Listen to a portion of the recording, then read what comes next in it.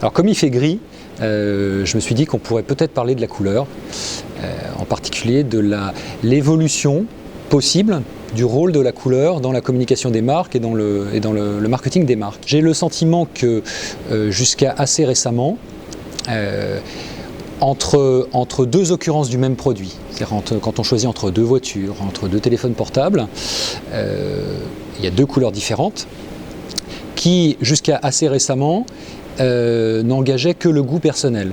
Et puis, ces dernières années, il y a différentes marques qui se sont construites, vraiment, qui ont introduit la couleur comme un élément de différenciation dans leur offre en général.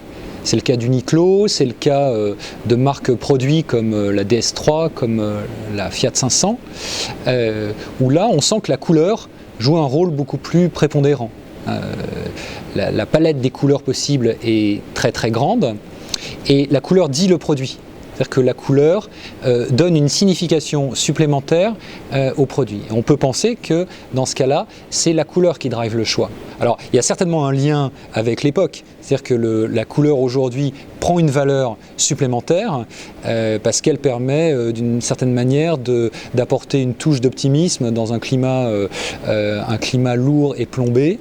Et ces couleurs, je crois, réhabilitent la possibilité de la légèreté dans un choix de produits de consommation. Il y a presque une revendication d'une certaine forme de légèreté qui viendrait finalement comme une prise de position pour conjurer la fatalité d'une certaine lourdeur de l'atmosphère. Je crois qu'il y a un dernier usage de la couleur qui pousse la problématique un petit peu plus loin, c'est Nespresso. La grande différence entre Nespresso et ses marques, c'est que pour les autres marques, le changement de couleur n'introduit pas une différence de signification, puisque le produit reste le même. Et si je peux dire, la valeur et le sens du produit ne varient pas. Alors qu'avec Nespresso, c'est un système de signification en fait qui est construit. Ce qu'on appelle une sémiosis en langage un peu technique, c'est que à un changement de couleur, donc à un changement du niveau de l'expression, correspond un changement du niveau du contenu. C'est-à-dire que si je prends une capsule jaune, le goût change, donc la valeur gustative change. Si je prends une capsule bleue, donc changement de couleur, différence de couleur, différence de goût. Donc là c'est très intéressant parce qu'on a le cas d'une marque qui utilise la couleur pour créer un système de signification où tout changement de l'expression s'accompagnera d'un changement de contenu.